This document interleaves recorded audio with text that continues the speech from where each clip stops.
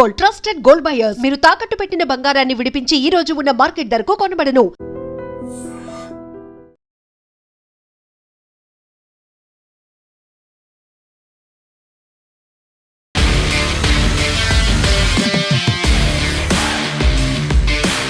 నమస్తే, welcome to I dream talking point with కవిత.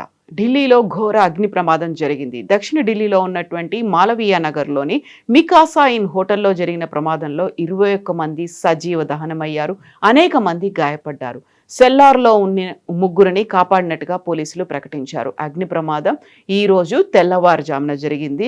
ప్రమాదం జరిగినప్పుడు మికాసా ఇన్ హోటల్లో విదేశీయులు సహా 40 మంది వరకు ఉన్నట్లుగా తెలుస్తోంది. వీరిలో ఎక్కువ మంది మధ్య ఆసియా, ఆఫ్రికాకు చెందిన వారుగా ఉన్నట్టు పోలీసులు ఇచ్చినటువంటి సమాచారం. ప్రమాద తీవ్రతకు అద్దం పట్టే హృదయ విదారక దృశ్యాలు వెలుగులోకి వచ్చాయి.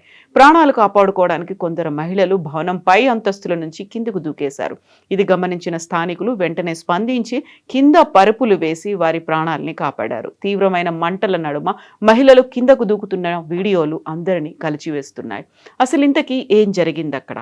పోలీసులు చెప్పినటువంటి వివరాల ప్రకారం బుధవారం ఉదయం 8:50 ప్రాంతంలో ఈ ప్రమాదం జరిగింది. సమాచారం అందుకున్న వెంటనే అగ్నిమాపక శకటాలు, పోలీసులు ఘటనా స్థలానికి చేరుకొని సహాయక చర్యలు చేపట్టారు. గాయపడిన వారిని ఆసుపత్రికి తరలించారు. అయితే ప్రమాదానికి గల కారణాలపై ఇంకా ఒక స్పష్టత రావాల్సినటువంటి అవసరం ఉంది అని అధికారులు అంటున్నారు. హోటల్లో సుమారు 25 గదులు ఉంటే దాదాపుగా 40 మంది అతిథులు బస చేసినట్లుగా సమాచారం. వారిలో ఎక్కువ మంది వైద్య చికిత్స కోసం విదేశాల నుంచి వచ్చిన వారే అని సమాచారం. ప్రమాదం జరిగిన సమయంలో హోటల్లో అతిథులు నిద్రలో ఉన్నట్లుగా పోలీసులు చెప్తున్నారు. ఉదయం 8 గంటల ప్రాంతంలో ఎలక్ట్రిక్ స్టవ్ను ఆన్ చేయడానికి ప్రయత్నించినప్పుడు అకస్మాత్తుగా మంటలు చెలరేగాయని హోటల్ చెఫ్ అంటున్నారు. అప్పటికే హోటల్ మొత్తంగా మంటలు వ్యాపించాయని, కొందరు బాధితులు ప్రాణాలు కాపాడుకునేందుకు హోటల్ భవనం నుంచి కిందికి దూకినట్లుగా స్థానికులు చెప్తున్నారు. ఢిల్లీ ప్రభుత్వ బెడ్ అండ్ బ్రేక్ఫాస్ట్ B&B పథకం కింద ఫ్లోరిష్ స్టే అనే హోటల్కు కేవలం 6 గదులను మాత్రమే నిర్వహించడానికి లైసెన్స్ ఉంది. అయితే అగ్ని ప్రమాదం జరిగిన సమయంలో అక్కడ ఏకంగా 25 గదులతో పనిచేస్తోందని పోలీసులు చెప్పారు. అగ్నిమాపక శాఖ నుంచి సేఫ్టీ సర్టిఫికేట్ హోటల్కి ఉందా లేదా అనేది అధికారులు ఇప్పుడు తేల్చే పనిలో ఉన్నారు. అంతేకాదు ఆ హోటల్ ఎంట్రీ అండ్ ఎగ్జిట్కు ఒకటే మార్గం ఉందని, దీనివల్ల ప్రమాద తీవ్రత పెరిగిందని పోలీసులు చెప్తున్నారు.